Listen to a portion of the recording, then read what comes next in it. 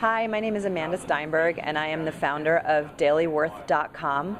We are a free daily email about personal finance for women. We are really a community of women who talk about money, and it's been an unbelievable year of growth for us. We have been in operation for 2 years, and in the last 2 years, we have now reached 65,000 subscribers, members to our community. So really the question I'm here to answer today is, how did we do that? You know, it may not be how you think. So what I want to do is really tell you how it really is, what it really takes to grow an online community like this, so that you don't make some of the mistakes that I did.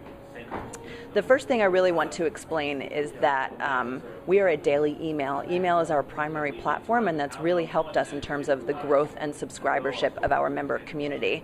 It's not necessarily about registered users on our website. That's a lot harder to acquire. For us, it's really about getting an email subscriber. And that actually works really well for our business model.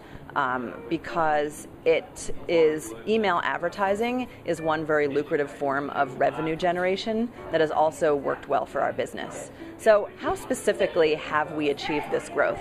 So what I'm going to talk with you about over the next few minutes are the core components that have enabled us to reach this community of now 65,000 women.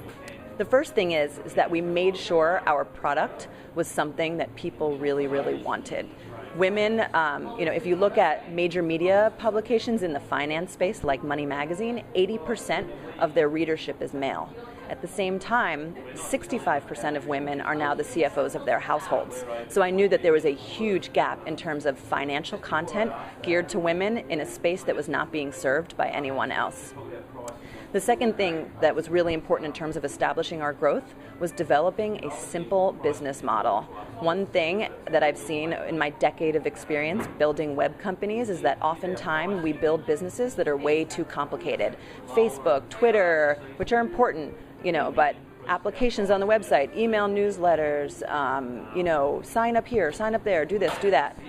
One thing that's been critical to our growth is very, very simple. Sign up, get a daily email. It has enabled us to grow really quickly because we're not trying to do too much, and so we're not at threat of burning out. So the first thing I talked about is having a good product. The second thing is keeping your business model simple and understanding your business model.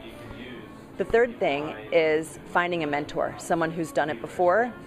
And, unfortunately, some people may not want to be your mentor, because if you pick someone who's really successful in their industry, they might be really busy. I had to ask 5-6 people before I found my mentor. But find someone who's done it before and stay on them and convince them as to why they should be your mentor. The final element that has been critical has been raising capital. First, I raised $250,000 in friends and family money, and then I recently just closed a round of $850,000 in venture and angel funding.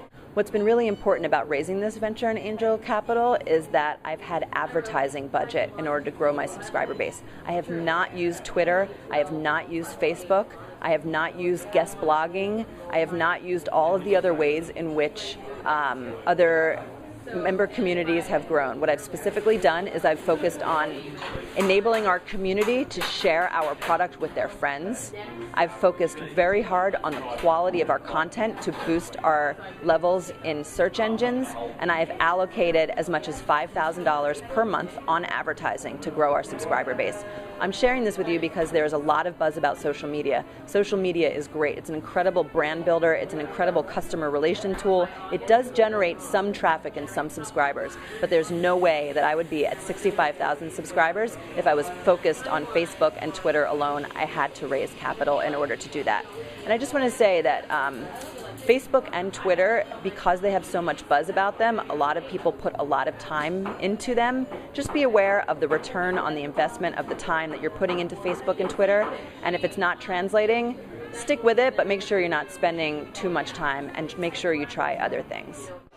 So I hope this has been helpful to you. And what I would now invite you to do is to check out my company, DailyWorth.com. As I mentioned, we are a free daily email about personal finance geared to women.